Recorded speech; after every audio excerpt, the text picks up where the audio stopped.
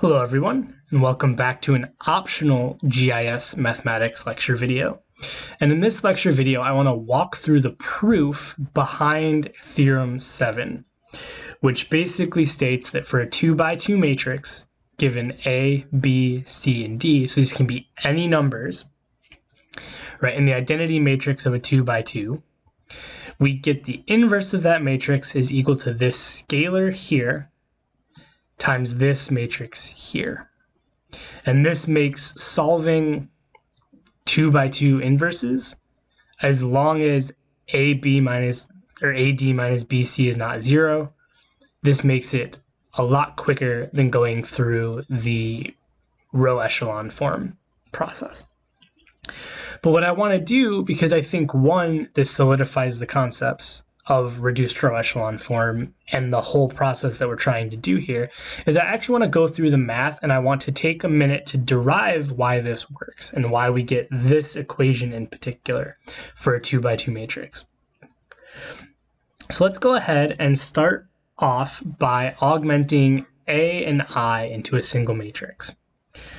Right, and so what this looks like, right, we have A, B, C, D, 1, 0, 0, 1. Right, this is the augmented matrix. So we're going to try and put this into reduced row echelon form. And it's going to be a little weird because we're using these variables instead of numbers, but we're going to follow the same pattern that we do every time we do reduced row echelon form. So the first thing we're going to try and do is make this first element here a 1. Right, so I'm going to do this going down. Right, so make index at row 1, column 1. Right, that's this position right here. We're going to make that equal 1. Right, that's the goal. So how are we going to do that? Well, we're going to divide this entire row by A. So that's the same as saying 1 over A times row 1, and then assigning that value to row 1. Right, so if we do that, what we end up with is a 1 here, because A divided by A is 1. 1 over A times B, that's going to be equal to B over A. Now I'm going to try and walk through the algebra slowly. If you get lost, please, reach out. We can walk through the algebra if you really want to understand this. If not, that's okay. Again, this is optional. But 1 over A times 1 is 1 over A. And then 1 over A times 0 is just 0. Right, and then our row 2 doesn't change. So we have C, D, 0, 1. All right, so the next thing in reduced row echelon form is to make this C into a 0. So I'm going to scroll down a little bit. The next goal in reduced row echelon form is to make this C into a 0. So we're going to make, in this case, we're going to make the second row first column equal 0, right? That's making this C equal 0. So how do we do that? Well, we multiply this 1 by this row by negative C, and then add it to this row. So that's going to be negative C times row 1 plus row 2, assign that value to row 2. And so if we do that, right, what do we get? Well, 1 times negative C is negative C, plus C is 0. So 1, 0. What is B over A times C plus D? Let's just do some quick algebra over here. So we have this element right here that we're calculating is going to be B over A times negative C plus D, right? That's what this is doing to this element right here. So B over A times negative C, well, that's negative BC over A, right? plus d. Well, if we want to add a d here, the d has to be, we have to match the denominators, right? So that's the same as saying negative bc over a plus dA over a, right? Because this dA over a is the same as d. All I did was add to match the denominator. So if we do the math there, right, that's, I'm going to flip this around, that's AD minus BC all over A, right? All I did was add like terms, okay?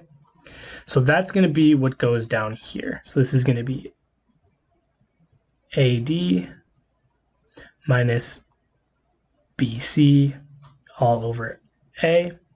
We didn't do anything here, so this is still going to be B over A, okay? The algebra here is, this is pretty reasonable algebra. So the next thing is going to be this one right here, negative c times 1 over a plus 0. So we're going to have negative c times 1 over a plus 0. That's going to equal negative c over a, right? Negative c divided by a. So this is going to be negative c divided by a. We didn't do anything to the first row, so that's still 1 over a. Right, and this last right here is going to be negative c times 0 plus 1. So negative c times 0 is 0, plus 1 is 1. So that's still going to be 1, and that's still going to be 0. Right, so we've successfully made our first row here into reduced row echelon form. So where do we go to next? Well, now, right, we need to try to make the next available leading one, which is going to be to make this into a 1. So we're going to try to make, right, second row, second column into a 1. That's this right here. So in order to do that, what do we have to do? Well, to make this into a 1, we have to multiply by its inverse, which ironically enough, we're talking about inverses, right? So we're going to multiply this by its inverse. So to do that, we're going to multiply A over AD minus BC times R2, and then we're going to assign that value to R2, right? That's the whole multiplying a row by a scalar. So what do we get if we do this? Well, 0 times this is going to be 0, so our 0 isn't going to change. We're not changing anything in the first row, I'm just trying to keep things spaced. Right, this thing, I'm not even going to go through the algebra here. This times this is going to give us 1, right? We've defined it that way. So this is going to be 1. We still have our b over a up here. Okay.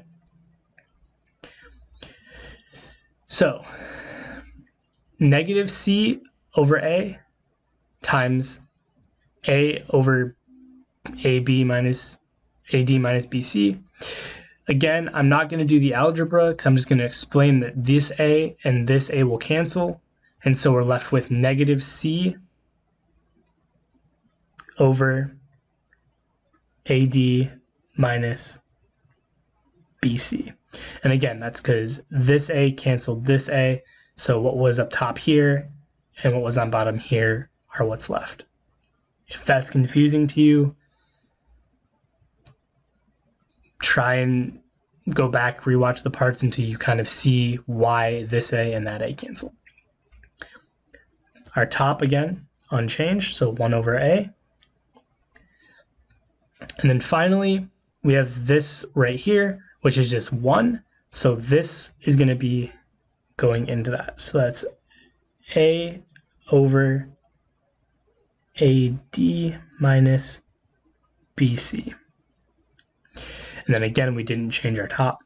That's still 0. Okay. So now we're getting somewhere, hopefully. So what's next?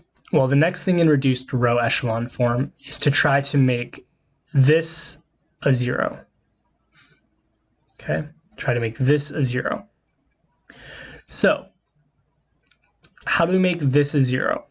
Well, let's actually specify what we're trying to do here. Right now we're trying to make, right, row 1, column 2 equals 0, right? That's our goal here. So in order to do that, we have to subtract, right, b over a. So we need to multiply this row by b over a, by negative b over a, and then add it to this row here. So what does that look like? That's going to be negative b over a times row 2 plus row 1 assigned to row 1. Okay? So what is this going to look like? This is probably the trickiest bit of algebra that we're going to do. And so I'm going to walk through it very slowly, okay? These two aren't going to change, right? Because 0 times this is still 0, plus 1 is still 1, so those two aren't going to change. We've defined it so that this becomes 0, so we have 1 and 0. This bit right here is the tricky algebra, so I'm going to actually do this one last. And instead, we're going to move over to here. So here, right, this right here is going to be equal to, so we're, just to be clear here, we're talking about row 1, column 4. Right, this is going to be equal to, again, negative b over a times this mess, which is a over AD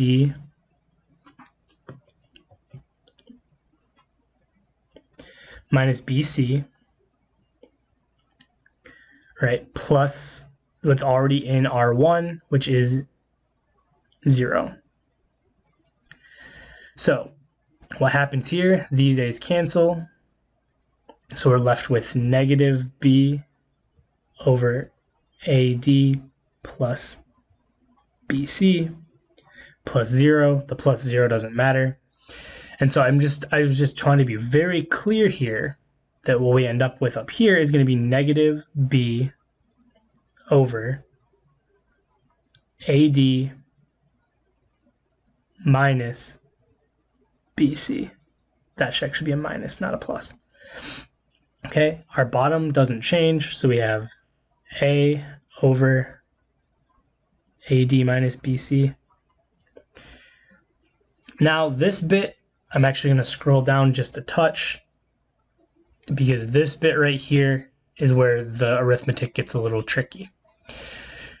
First of all, we're not going to change the bottom, so I'm going to put that in. So we're going to end up with negative C over AD minus BC on the bottom.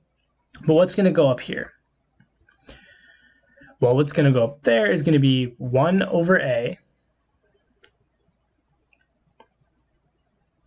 plus negative B over A times negative C over AD minus BC. So how do we approach this? Well, the first thing I'm going to do is I'm going to do this math right here. I'm going to do this multiplication. So you multiply the tops together, negative B times negative C is going to give you BC. Right, then you multiply the denominators. Now I'm not going to actually do the multiplication. I'm just going to leave the A out here. I'm going to multiply it by AD minus BC. And you'll see why I did that in just a second. Right, I left this A outside. So this is the same thing as if I had what's called factored, right? If I'd have factored it into that, but I'm not going to do that right now. And then we're going to add to this, right, 1 over A. Okay. I'm going to slide over just a little bit because I want as much room as possible to make this work. So what is this?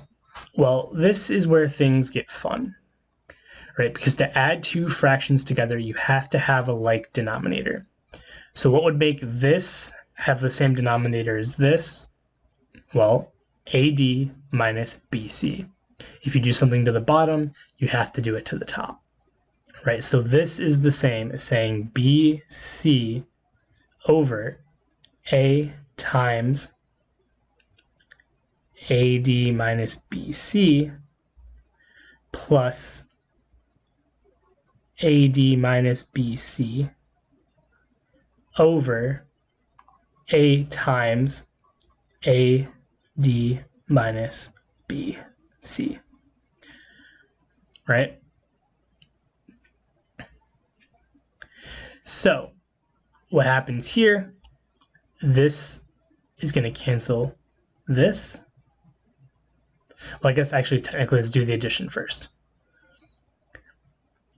You're going to get, so now we can add things together. So we have BC from the first part plus AD from the second part minus BC from the second part all over A times AD minus BC. So this looks like a nightmare, and we're just going to quickly walk through, well, not quickly, but we're going to walk through how we can reduce this down, okay? So first of all, we have a positive BC here and a negative BC here. So those are going to cancel. Right, those are going to cancel, okay? So if we do that step, right, we get AD over A times AD minus BC. Okay, right? All I did was I canceled a positive BC and a negative BC from each other. Okay? Now this is the part hopefully you see. We now have an A, and I'm going to put parentheses in here just to sort of prove my point here. We have an A times a D, and we have an A times an AD minus BC. Right, so in this case, right now we can cancel the two A's, which is why I didn't factor the A into this in the beginning. All right, and so if we do that, all right, we get D over AD minus BC. Okay, so this, we're going to go all the way back here to our matrix, and we get D over AD minus BC. So this right here is in reduced row echelon form, right? This is reduced row echelon form. Right, and if you remember, the whole point, right, was to get the identity matrix, which is 1, 1, 0, 0, which we did. This monstrosity right here, this is our A inverse. I'm going to circle it in red. Right, this is our A inverse.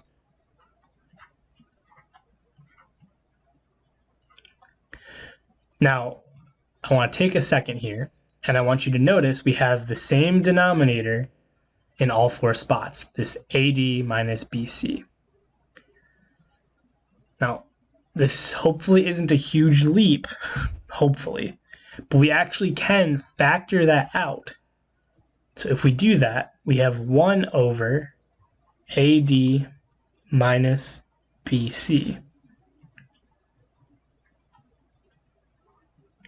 Right, and if we do that, what we get is, we get a D, we get a negative B, we get a negative C, and we get an A.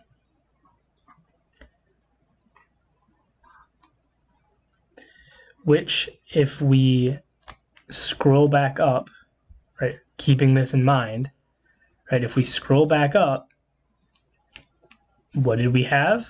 1 over AD minus BC times this matrix right here. D, negative B, negative C, A.